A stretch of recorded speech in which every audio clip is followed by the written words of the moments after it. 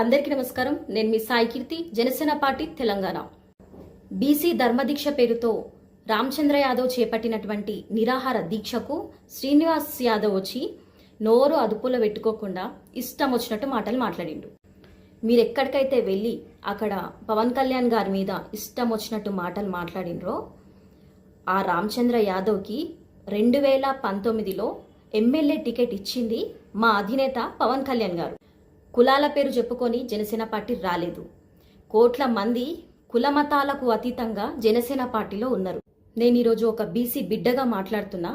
బీసీలకి కానీ ఎస్సీ ఎస్టీలకి కానీ మా పార్టీలో పెద్ద పీట వేసినటువంటి వారు మా అధినేత పవన్ కళ్యాణ్ గారు.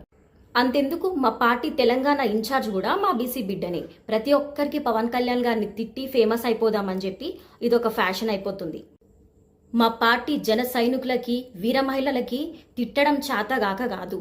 మా పార్టీ ఒక క్రమశిక్షణతోని కూడుకున్నటువంటి పార్టీ కాబట్టే మేము నోరు కంట్రోల్లో పెట్టుకొని మాట్లాడాల్సి వస్తుంది. ఇంకోసారి ఇది మళ్ళీ రిపీట్ అయితే మాత్రం ఈసారి అస్సలు ఊరుకునేదే లేదు.